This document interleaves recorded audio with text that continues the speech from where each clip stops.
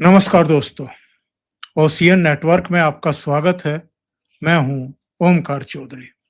कुछ ही देर पहले मैं टेलीविजन चैनलों पर ममता बनर्जी की एक बाइट सुन रहा था और वो बता रही थी कि राहुल गांधी जी ने मुझे फोन किया है। उन्होंने कहा है कि हम अभिषेक बनर्जी को हैदराबाद ले जाएंगे, हैदराबाद में उनका उपचार कराएंगे। मेरे पास अखिलेश यादव जी का फोन आया है, उन्होंने भी गहरा कंसर्न जाहिर किया है।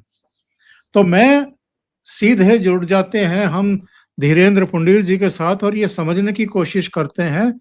तो धीरेन्द्र जी, जो ममता बनर्जी चुनाव से पहले नाक पर मक्खी नहीं बैठने देती थी, जो कांग्रेस से सीधे मुंह बात करने को तैयार नहीं थी, जिन ममता बनर्जी ने 2024 के लोकसभा चुनाव में ये कह दिया था कि मालदा और बहरामपुर, ये दो सीटें जो 2019 में आपने जीती थी, उन पर चुनाव लड़ना हो तो ठीक है, नहीं तो सभी 42 सीटों पर हम कैंडिडेट खड़े करेंगे। वो आज राहुल गांधी का नाम ऑन कैमरा ले रही हैं, मीडिया के सामने ले रही हैं। चलो अखिलेश यादव तो फिर भी उनको चादर वादर ओढ़ा करके आए थे, उनका नाम ले तो समझ में आता है। ममता बनर्जी क्या किसी गहरी चाल में इंडी अलायंस के नेताओं को फंसाने में लग गई हैं? क्योंकि चुनाव हारने के बाद एकदम अलग थलग पड़ गए थे ममता बनर्जी और अभिषेक बनर्जी। और जब ममता ने कहा था कि अब तो मैं आजाद परिंदा हूं, पूरे देश में घूमूंगा और इंडी अलायंस के सभी घटक दलों को फिर से खड़ा करेंगे, मजबूत करेंगे, तो किसी ने कोई रेस्पॉन्स नहीं दिया था। ये चुप होकर के बैठ गई थी। क्या इन घटनाओं के बाद, और ये कल्याण बनर्जी वाली तो मैं कोई घटना नहीं मानता, इसमें नाटक नौटंकी ज्यादा है, पर इन घटनाओं के बाद क्या ममता बनर्जी को लग रहा है कि जो इंडी अलायंस के घटक दल और उनके नेता चुप करके बैठ गए थे, उनको फिर से साथ जोड़ा जा सकता है? और जो ये सपने देख रही हैं कि अब मैं 5 साल क्या करूंगी बंगाल में बैठ करके, उसको आगे बढ़ाने का एक बहाना इन्होंने ढूंढ लिया है। एक जाल फेंका था जिसमें धीरे धीरे अब इंडी अलायंस के घटक दलों के नेता फंस रहे हैं। सर नमस्कार, आपको भी और तमाम दर्शकों को भी नमस्कार। दरअसल बड़ा एक खेल, क्योंकि ममता बनर्जी ने जो एक मॉडल क्रिएट किया था, जो उनको लग रहा था कि उनके वो मॉडल उनकी सत्ता को चिर स्थायी कर देगा। उनको ये लग रहा था कि उन्होंने जो गार्गा चटर्जी जैसे लोग खड़े कर लिए हैं, जो बांग्लादेश के गुंडों और हत्यारे मवाली जिहादियों को यूपी बिहार के हिंदुओं से ज्यादा कीमती मान रहे थे। और आप ये सोचिए कि उन्होंने एक ऐसा वर्ग ढूंढ भी लिया था, जो लोग, और जिसमें कौन लोग थे, उनमें आपको प्रशांत गुहा जो ठाकुर था, या इस तरह का, उसका नाम भी मुझे याद नहीं आता पूरा, वो इस तरह के लोग थे जो वहां से भागे हुए थे, जो जिन्होंने अपनी माँ बहन बेटियों की इज्जत के लिए या उसके लिए वो जान बचाने के लिए भागे हुए थे। वो यहाँ इस देश को समझा रहे थे कि बांग्लादेशी बहुत कीमती है, आप समझ नहीं रहे। वो खुद भाग आए थे, वो वहां रहते तो। अब ममता बनर्जी का वो मॉडल की हवा निकल गई थी, क्योंकि धीरे धीरे अब ये देश के सामने भी आया कि ममता बनर्जी ने जो कोई मॉडल बनाया था, वो कोई मॉडल नहीं था इस देश को तोड़ने की। जो इस देश का जो टुकड़ा करना था, उसका एक पूरा आइडिया का सॉफ्ट वर्जन वो लॉन्च कर चुकी थी, और हार्डन वर्जन की तरफ वो बढ़ रही थी। ये सीधे तौर पर दिख रहा।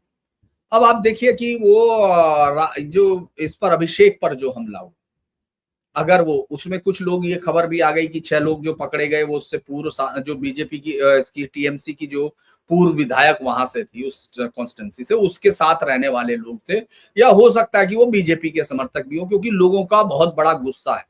लेकिन वो गुस्सा इस तरह का नहीं है जैसा टीएमसी ने किया। टीएमसी ने लोगों का, आपने देखा होगा जो जेपी नड्डा थे, उनकी गाड़ी पर जिस तरह का पथराव हुआ, संदेश खाली में जिस तरह का एनआईए की उस पर टीम पर पथराव हुआ, जैसे खगेन मुर्मू पर पूरा सर फटा हुआ, पूरा का पूरा ब्लड से निकलता हुआ, ये तमाम चीजें। और उसके बाद लोगों के जहन में 2021 के वो है जिसमें कि लोग सांसद तक, विधायक जो उस पार्टी में शामिल हो गया, दलित जो टीएमसी का था, तो वो इस तरह से सुसाइड उसको दिखाया गया था। उस पर जांच ही नहीं हुई। आप सोचिए कि उसके पैर जमीन पे है, दूसरे हाथ से उन्होंने रस्सी पकड़ी हुई है और वो ऐसे खड़ा है, उससे वो लटक के मर गया। ये मंडी ग्राम की फोटो है जब ये 2021 का है। हाँ शुभेंदु अधिकारी जब जब जीतने के बाद आए थे तो 2 उनके मई की काफिले बात है। पर अटैक किया गया था। हाँ 2 मई का है, मुझे इसलिए याद है क्योंकि मैं तो वो पूरी चीजें कवर कर ही रहा था। 2 मई में आराम बाग से शुरू हुआ था ये खेल।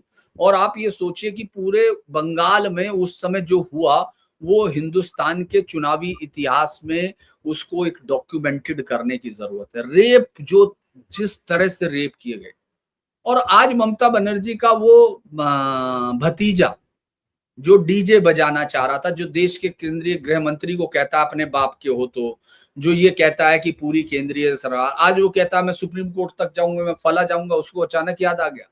और अभी एक पत्थर, वो जो पत्थर था यकीनन अगर वो पत्थर था जो दिखा, वरना तो ज्यादातर तो अंडे दिखे, एक पत्थर अगर वो था तो उससे चोट लग सकती थी, ये बात मैं मान लेता हूँ कि चलिए।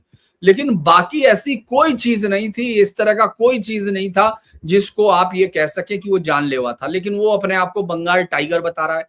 अच्छा देखिए आप, बड़ी इंटरेस्टिंग बात है कि वो घटना के बाद वहां खड़ा होता है, वहां जहां उसके ऊपर ये हुआ, उसके बाद वो विक्टिम के घर जाता है, जो विक्टिम टीएमसी का गुंडा था, बेसिकली टीएमसी का गुंडा था और उसको हार्ट अटैक हुआ था, उसके बाद उसकी डेथ हुई थी। लेकिन वो उसको लेके, क्योंकि कुछ तो बचाना है, कुछ तो रचना है, और कल उनसे पूछताछ होनी है, और पूछताछ से बचने के लिए आपको करना, क्योंकि इस पूछताछ में वो बचेगा नहीं, वो जेल जाएगा, उसको कोई रोक नहीं सकता है, क्योंकि वो उसके साइन से वो पेपर गया था जिसमें वो फर्जी साइन के लिए बहरुल इस्लाम बाकायदा बयान दे चुका है। इसके अलावा कई और विधायकों के फर्जी हैं, तो वो उसमें जेल जाना है उसमें, क्योंकि असेंबली सेक्रेटरीट ने वो एफआईआर दर्ज कराई है, ये भी नहीं कि किसी और ने कराई हो, तो उसमें बैक ट्रैक भी नहीं होगा। तो ये जो सारी चीजें हैं वो उनसे बचने की कहानियां ये रची गई, और ममता बनर्जी परिवार इस मामले में बहुत आगे है। ममता बनर्जी ने इसका बहुत बार एक्सपेरिमेंट किया, तो वो उसी तरह से आपने देखा होगा, ये अभी नया बच्चा है, इसके ओवर एक्टिंग के पैसे कटेंगे, ममता बनर्जी इसको पूरा पैसा नहीं देगी, क्योंकि आपने देखा होगा ऐसे चोट लगी हुई है और यहाँ अंडा यहाँ लगा हुआ, तो ये हाँ चोट हाँ, यहाँ के जैसे पैर बांधते हुए पता चले, ध्यान ही ना रहे कि पैर इसमें चोट लगनी थी या उसमें चोट लगनी थी। उसके बाद आप उसका पेपर देखिए, वो पेंडी लिखा हुआ है, पेंडी। पेंडी कॉमन है, आपको भी पता है कि गैस के लिए और उसके लिए जब दे देते हैं, एसिडिटी और उसके लिए डॉक्टर जब भी कभी कोई एंटीबायोटिक देते हैं या ऐसी ड्रग्स देते हैं जो एनएसएड होती है, नॉन उसका जो स्टेमोडल, उस सब के लिए वो देते हैं पेंडी, तो लगातार साथ में देते हैं। अब ममता बनर्जी की कहानी बड़ी इंटरेस्टिंग है, वो पहुंच जाती है, इस तरह करने लगती है जैसे मतलब पूरा एकदम उसको धमकाने लगती है, इलाज नहीं कर रहे हो, क्यों? क्योंकि वो कह नहीं रहे कि सुपरफिशियल चोट है, वो कह रहे इसको भर्ती कैसे करें, फिर वो एक प्राइवेट डॉक्टर, फिर वो चिल्ला के कह रही है कि तुम इलाज नहीं कर रहे हो और तुम मेरे साथ मत आओ। ये सब वो नाटक पूरा करती हैं, फिर आखिर में जाती हैं और वो बाहर निकल के बड़ा एकदम भाषण देती हैं कि मुझे राहुल जी का फोन आया, राहुल जी का उनको फोन आ गया, जिस राहुल को वो वहां सभा नहीं करने दे रही थी, जिस राहुल को अनुमति नहीं दी गई थी चुनाव में सभा करने की, जिसके लोग सभा की अनुमति मांगते रह गए, उस सब को वो कह रही है कि नहीं साहब ये जो है हमारे पास ये राहुल जी का फोन आया। और दूसरा बड़ा इंटरेस्टिंग था, चलो राहुल जी का फोन आ गया, वैसे भी वो कल डिसाइड कर चुकी थी बात करके कि वो जल्दी ही इंडी गठबंधन की शायद 1 या 5 जून को यहाँ मीटिंग है, उसमें वो आएंगी। अभी जिस इंडी को वो ये मान रही थी कि वो भिंडी सा बना हुआ ऑर्गेनाइजेशन है, उसमें वो अब खुद आने के लिए बात कर रही है। उसके बाद इंटरेस्टिंग है कि उन्होंने अखिलेश यादव जी का ट्वीट भी पढ़ा है, उन्होंने दूसरे नेताओं के ट्वीट पढ़े। जिस समय ये हमला हो रहा है, आप अपने भतीजे के लिए कह रही हो आईसीयू में भर्ती कर रहे हो, उस वक्त आप ट्वीट भी पढ़ रही हैं। ये सारी कहानियां दरअसल उसके ये है, वो ममता बनर्जी शायद ये समझ नहीं पा रही है, क्योंकि एक तो वो कढ़ी खाती नहीं होंगी, जैसे वो नहीं बताते हैं कि माछ और भात ये सब, तो ये यहाँ कढ़ी बनती है हमारे इलाकों में, उनको शायद मालूम नहीं है कि उस पर दोबारा उबाल नहीं आता है।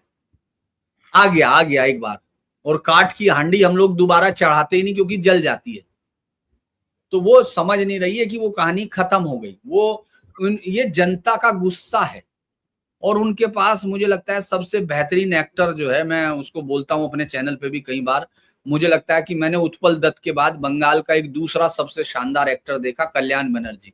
हाँ, कल्याण बनर्जी, नो डाउट।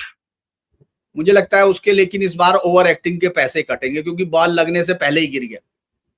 भाई बॉल लगने के हाँ बाद गिरना चाहिए था, ये स्टोरी तो ये होनी चाहिए थी, लेकिन वो पहले ही गिर गया और उसके बाद फोन पे बात करता रहा, तो इस बात के पैसे ममता बनर्जी उसके जरूर काटेंगी, मुझे ऐसा लगता है। तो उसकी फीस में से कट जाएंगे। हालांकि उसका एक्टिंग जो है वो अच्छी थी, एक शानदार एक्टिंग है, ओरिजिनल एक्टिंग है सर उसकी। तो वो जो है वो भी दिखा रहा है कि हमको चोट लग गई है। जिस जगह वो जा रहा है, जिस जगह उसके चंडी तल्ला, वहां से वो जीता हुआ, वहां आपने देखा होगा लोग काले झंडे दिखा रहे, किसी ने मारने की कोशिश नहीं की, वो ऐसे नाटक कर रहा फिर गिर जाता है। तो ये सब अब ममता बनर्जी का जो थिएटर ग्रुप था, जिसमें एक को एंग्री यंग मैन की एक्टिंग करनी थी कि मैं जला के राख कर दूंगा हिंदुओं को, मैं यहाँ एक इलेक्ट्रिक क्रिमेटोरियम बना रहा हूं। फिर दूसरा उसमें छोटा चमचा बनना था, जो जहांगीर खान है, जो हिंदू महिलाओं को रेप कराने के लिए अपने गुंडों की फौज पालता है। फिर उसमें एक ममता बनर्जी है, जो एक हमको याद है बिहार की, उसकी गुजरात की याद है सर, वो पिक्चर भी बनी थी उस पर, बेन एक हुआ करती थी, मुझे दिमाग से नाम निकल रहा है। उसी तरह से वो गॉड मदर भी बन गई थी, वो गॉड मदर हो गई। और उसके बाद उनके पास इस तरह के चमचों की याद है, पुरानी पिक्चरों में राजेंद्र नाथ की जरूरत हुआ करती थी, कैस्टो मुखर्जी की, उसके लिए उनके पास कल्याण बनर्जी है। बाकी जो महुआ मोइत्रा है, जो सैंडल और जूतों के चक्कर में कहीं ना कुछ उसकी बात सुनने को मिलती रहती है, लिपस्टिक, ये सब, वो इस देश को लोकतंत्र पढ़ा रही है। मैं उसका एक वो देख रहा था, बहुत ही अच्छा, लल्लन टॉप पे वो बैठ के ये बता रही थी, मैं बड़ा हैरान हुआ था। वो बता रही थी कि देखिए बंगाल में हिंसा तो इनका कैरेक्टर है साहब, हम रेडिकल है। और जो उदाहरण दे रही थी, एक तो उसकी इतिहास की समझ इतनी घटिया है कि उसको ये लग रहा है कि उसने कुछ पढ़ लिया, जेपी मार्गन वार्गन में कहीं नौकरी कर ली, तो वो पूरे देश को आंवला समझ बैठी। वो कह रही देखो बंगाल में लाल बाल पाल है, अरे लाला लाजपत राय पंजाब के हैं, बाल गंगाधर तिलक महाराष्ट्र के हैं, विपिन चंद्र पाल बंगाल के हैं, तो वो तो तीनों राज्यों का हो गया, तो तुम बाकी सब राज्यों में क्यों नहीं हो रहा? और वो सामने बैठा हुआ रिपोर्टर ऐसे, मतलब उसको लग रहा है ये ब्रह्म ज्ञान समझा रही है, और वो इस तरह के मूर्खों की जमात जो पत्रकारिता में घुसी, उसको लगने लगा कि मैं ऐसे जाके दिखा देता हूं तो लोग मेरा। देखो भीड़ एक अलग चीज है सर, इसीलिए आपके साथ हम लोग जब बात करते हैं तो इसलिए पत्रकारिता की करते हैं कि पत्रकार अच्छा या बुरा हो सकता है, लेकिन वो पत्रकार होना चाहिए। ये जो भीड़ एकदम आई है जो अपने कहानी सुना रही है, उससे कहानी सुन रहा है और उसको लोग लाखों लोग देख रहे हैं। अरे उसको ये नहीं पता है, जब वो गुजरातियों को गाली दे रही थी कि महात्मा गांधी कौन है, उसको ये नहीं पता सरदार वल्लभ भाई पटेल कौन है, उसको के मुंशी, उसको क्या मालूम है?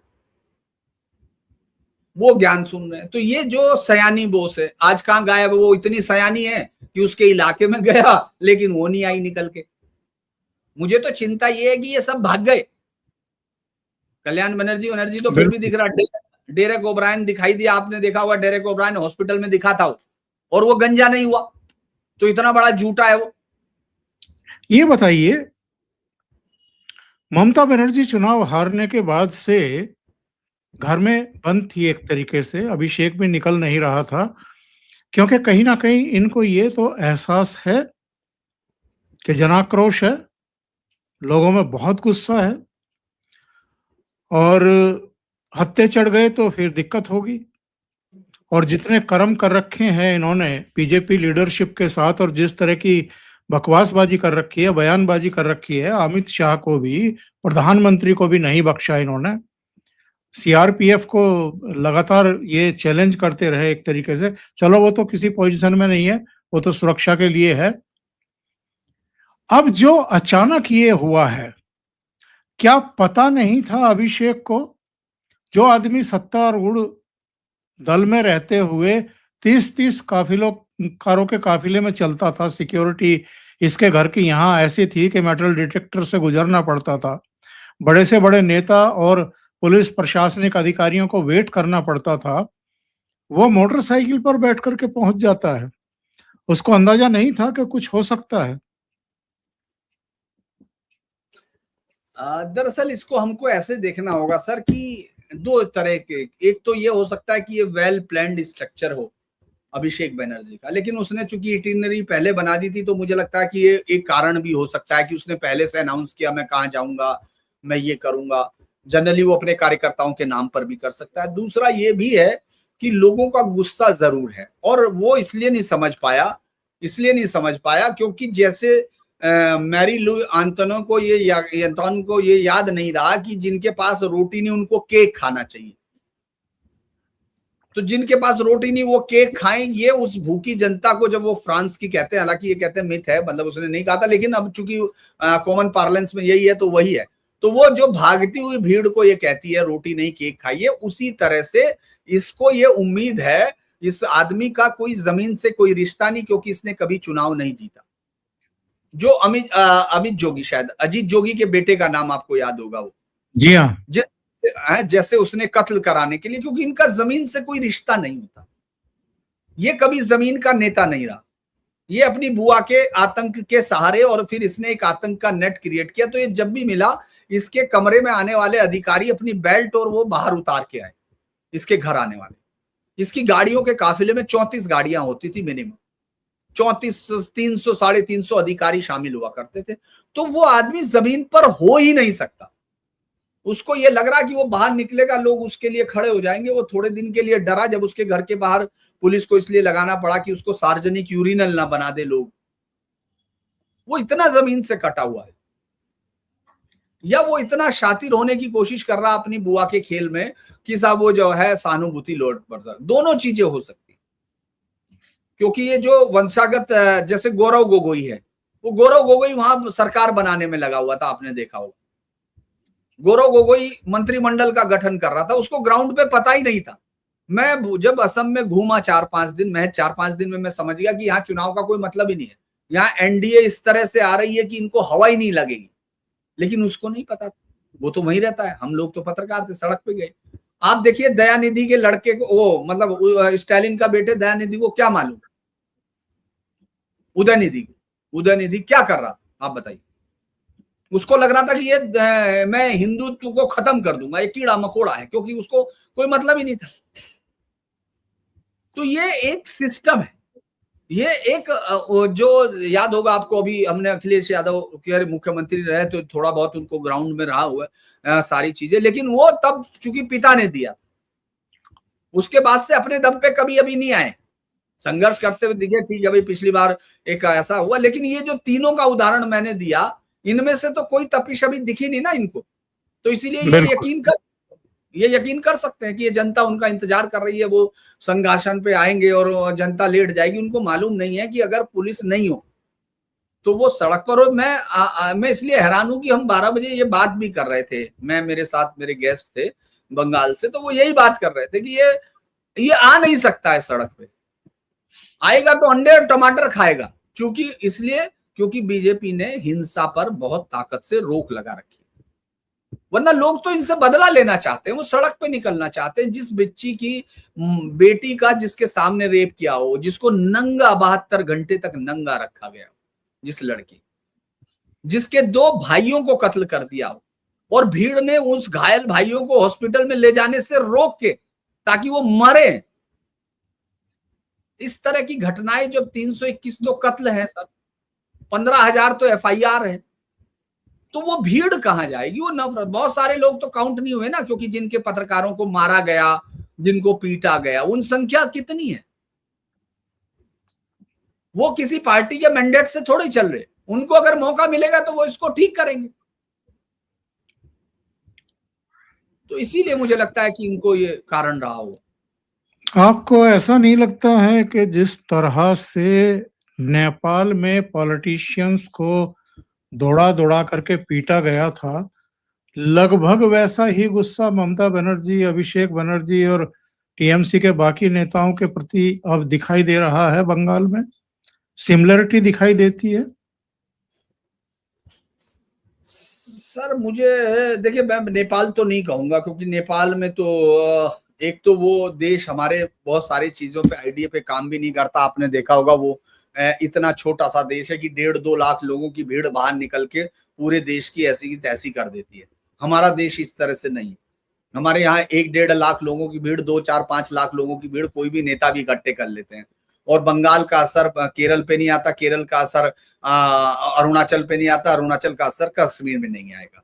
एक जनरल मैं बता रहा हूं, लेकिन यहां बंगाल का गुस्सा है। मैं फिर कहूंगा, बंगाल का गुस्सा है। और इस तरह का गुस्सा हमने सर दूसरे किसी राज्य में मैंने तो नहीं देखा। मेरा कैरियर आपसे बहुत कम है, लेकिन मैंने अपने कैरियर में नहीं देखा है सर कि कभी इस तरह का गुस्सा आम जनता में हो। क्योंकि जो वोटिंग का पैटर्न है वो ये बताता है कि ये गुस्सा है। वो एक तरह से, आपने कल एक बात नोट की होगी सर, जब नोटिस दिया गया इसको, अभिषेक को, क्योंकि कल नोटिस दिया गया, इसने नोटिस पे साइन किया, इसको पहले लग रहा था ये गिरफ्तार करेंगे, इसलिए वो बाहर ही नहीं आ रहा था। लेकिन उन्होंने कहा साहब बाहर आ जाओ, हम तो नोटिस देने आए। तो नोटिस देते हैं। और नोटिस देने के बाद एक इंटरेस्टिंग बात उसने कही, मैंने देखा उसका सारा कि मैं नहीं डरूंगा, और अब 6 एजेंसी हो गई हैं, पहले ये फला एजेंसी थी, अब कोलकाता म्युनिसिपल बोर्ड, सीआईडी और कोलकाता पुलिस, और प्लस पहले ईडी और सीबीआई, वो गिन रहा था। तो उसने कहा कि ये 5 एजेंसी मेरे खिलाफ है। लास्ट में क्या बोलता है, मैं झुकूंगा नहीं, ले मैं देशद्रोही नहीं हूं। यार आज तक मैंने किसी पॉलिटिशियन से ये नहीं सुना, मतलब इन्हें जनरल नहीं कोई बोलता है, वो ये तो बोलता है कि मैं मेरे राज्य के लिए लड़ूंगा और मैं ये नहीं झुकूंगा, लेकिन मैं देशद्रोही नहीं। इसका मतलब है उसके भी हाइंड ब्रेन में ये चल रहा है कि उस बंगाल की जनता उसको मानती क्या है। बंगाल की जनता इन लोगों को न केवल हिंदू या सनातन द्रोही मान रही है, वो इन लोगों को देशद्रोही मान रही है।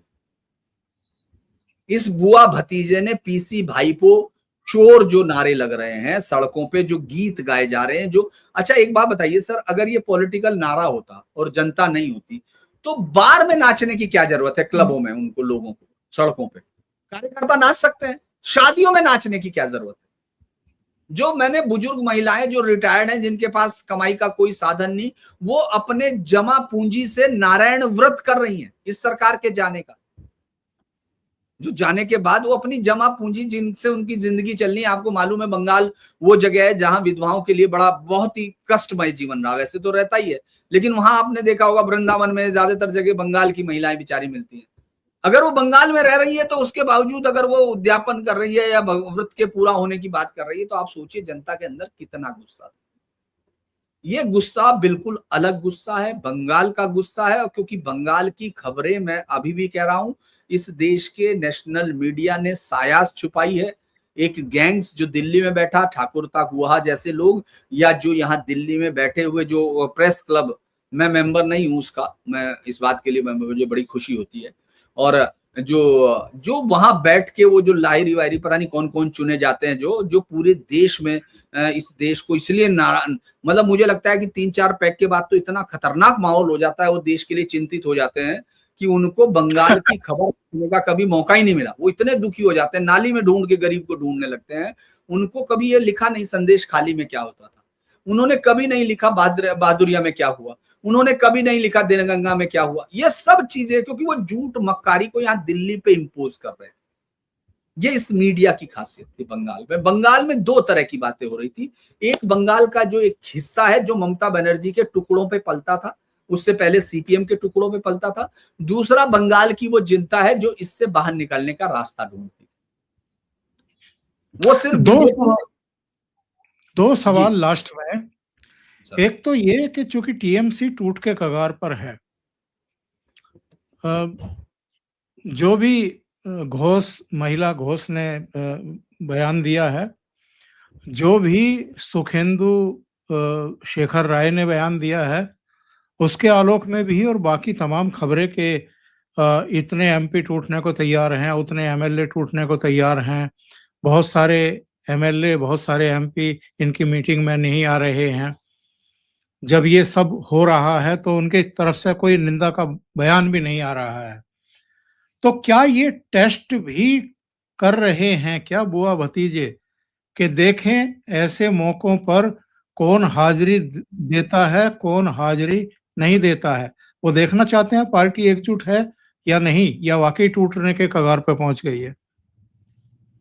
देखिए सर, पार्टी तो टूट नहीं जा रही। अभी अभी जब हम लोग बात कर रहे हैं ना, उस वक्त मीटिंग है तो लिखा गया झाड़ खाएंगे लोग। तो मैं लिख रहा था उसमें कि वो आएंगे कितने लोग झाड़ खाने। जो विधानसभा के प्रदर्शन में आपको दिखाई नहीं दिए, याद होगा बाहर 33 प्रदर्शन, उससे पहले जब घर मीटिंग हुई थी तब 10 गायब थे। जब अगले दिन विधानसभा में प्रदर्शन हुआ तो लगभग 33 गायब हो गए, वो ज्यादा गायब हो गए क्योंकि वो 80 में से सिर्फ 33 दिखे थे।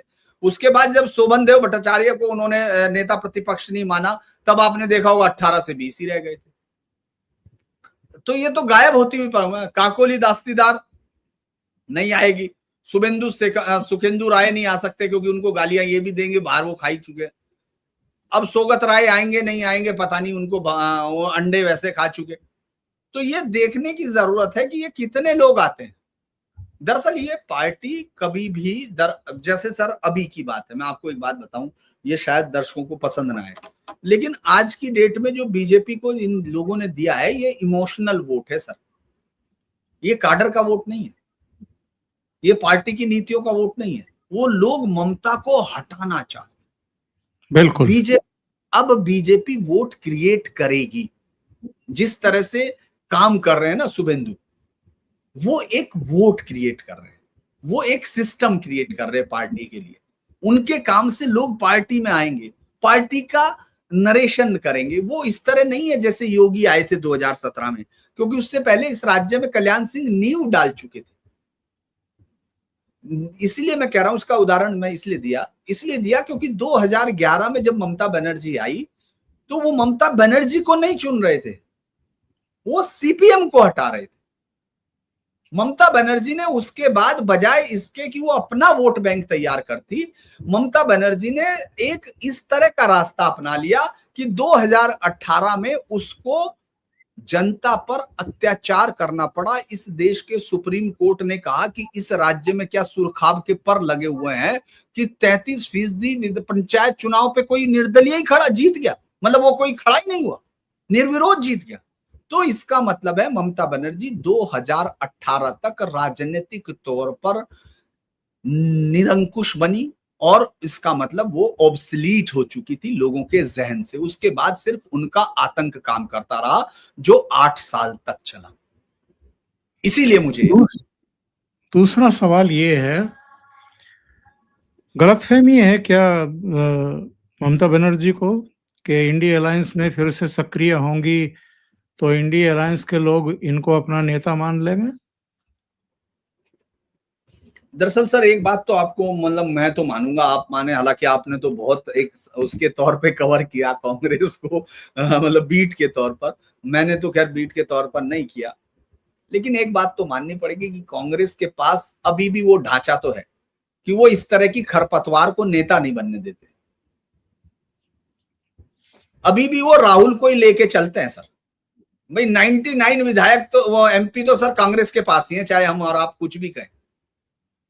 ममता 29 ही लेके आएगी, तो इसीलिए वो ममता को निपटा चुके। अब ममता मजबूरी में है। भाई अमेरिकन राष्ट्रपति ट्रंप को यह कहने की जरूरत नहीं है ना कि उसको निकारागुआ के राष्ट्रपति का फोन आया था। निकारागुआ के राष्ट्रपति को यह कहने की बात है कि मेरे पास ट्रंप का फोन आया था। तो अभी ममता ने कहा, ममता ने बात की, ममता इंडी जाना चाहती है। कांग्रेस थोड़े इंडिया आना चाहती है। कांग्रेस तो ये चाहती है कि जो ममता का वोट बैंक है, जो मुस्लिम वोट बैंक है, उसको हम ये बता सके कि ममता बहुत छोटी चिड़िया है, बाज तो मैं ही हूं। तो इसीलिए ममता की मजबूरी है अपने को इसलिए बचाए रखना, क्योंकि अगर आज की डेट में चुनाव हो जाए तो ये जितने इनके एमपी है ना सर, ये जो इतनी बड़े बोले बातें कर रहे थे भगवान शिव के ऊपर कंडोम लगा के, जिसको ये लग रहा था कि वो बहुत ही बड़ी महान नेता हो रही थी, पाल धूल दे नैनों में, वो जमानतें उनको जब्त होना तो बहुत बड़े उनके लिए सम्मान की बात होगी। अगर वो प्रचार करने भी निकल जाए ना तो बहुत बड़ी बात होगी। मैं आपको बताऊं, अगर ये कोई पार्टी होती तो इसके तमाम एमपी जो हैं हार के तुरंत बाद अपने क्षेत्रों में आपको प्रचार करते हुए दिखते। एक नहीं दिख रहा, महुआ मोइत्रा यहां गाने बता रही है सागरिका घोष यहां घूम रही है, अपने पति के उसके जो पत्रकारिता के आइडिया को शार्प कर रही है। उसको लग रहा है कि इसको जरूरत है सीखने की पत्रकारिता। वहां नहीं घूम रही है, सड़क पे उतरे ना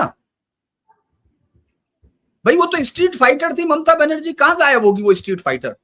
उसको तो एक दिन घर में नहीं बैठना चाहिए था। हमने तो यहां देखे हैं बहुत सारे। अखिलेश भी कोई इतने दिन तक हार के बाद नहीं रहे, अपना आराम से अगले दिन मीटिंग की, कार्यकर्ताओं के साथ बात की, उसके बाद 2-4 दिन बाद फिर बात नहीं, फिर ठीक है अपना काम किया, नॉर्मल काम किया। क्यों? क्योंकि एक राजनीतिक पार्टी तो थी, ये कोई पार्टी नहीं है सर। ये एक जिहाद को माफिया के साथ मिक्स करके ममता ने नया कॉकटेल बनाया था, वो कपूर की तरह उड़ गया।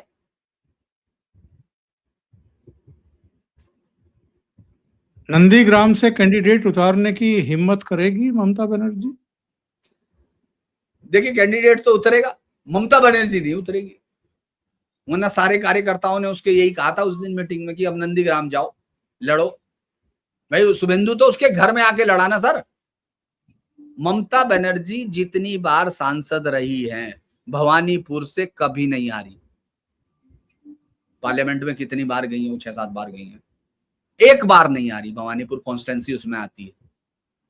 भवानीपुर से 2011 में जीती, 16 में जीती, 21 में उनका दिमाग खराब हो गया। उनको लगा मैं शुभेंदु को ऐसे की तैसी कर दूंगी, ये कर दूंगी। वही मैंने कहा ना, रोटी नहीं तो केक खाओ। मैं इसीलिए बोलता हूं, लोग इस बात को भी वो नहीं, मैं इसीलिए बोलता हूं कि 2016 में ममता बनर्जी राजनीतिक तौर पर खत्म हो चुकी। उसके बाद वो सिर्फ आतंक और हिंसा के तौर पर थी।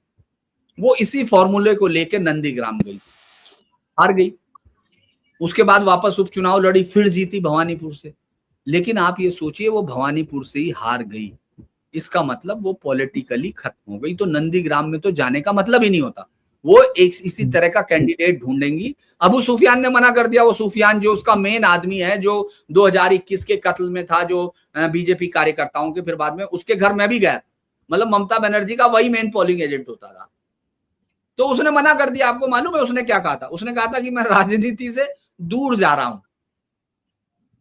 हमने 900 चूहे खाने वाली कहावत सुनी थी उस दिन। हमको सुफियान को देख के मुझे लगा इसी के लिए लिखी गई थी वो, बहुत साल पहले।